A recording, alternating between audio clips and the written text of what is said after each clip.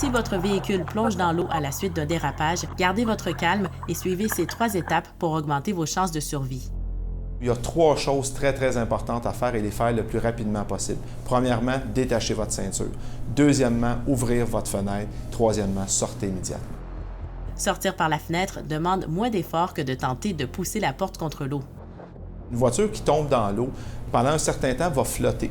On parle peut-être de 30 secondes à 1 minute, dépendamment du type d'impact qu'on peut avoir. Fait que c'est vraiment ces secondes-là qui sont très précieuses. Si vous avez des fenêtres électriques, n'ayez crainte. Même complètement sous l'eau, celle-ci devrait fonctionner pour une dizaine de minutes.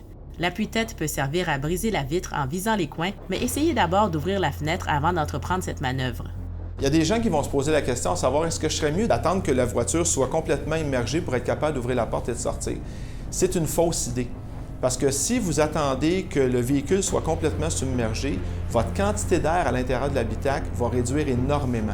Et vous vous retrouvez avec une autre situation où que vous êtes dans l'eau, il fait noir, vous ne voyez rien, et là, il faut retrouver la surface. Les 3 éléments à retenir, c'est, si vous voulez prendre un acronyme, c'est CFS pour ceinture, fenêtre, sortir. Les pompiers rappellent qu'il vaut mieux prévenir que guérir. Si vous êtes sur une route ou sur une voie publique ou si vous circulez près d'un cours d'eau et que les conditions météo sont défavorables, il y a du verglas, il y a de la neige, des choses comme ça, adaptez votre conduite à la situation dans laquelle vous faites face. Ça va éviter votre véhicule de déraper et éventuellement se retrouver dans le cours d'eau. Des voitures qui tombent à l'eau, ce n'est pas très fréquent à Montréal. 2 incidents sont survenus en 2020 et un seul en 2019.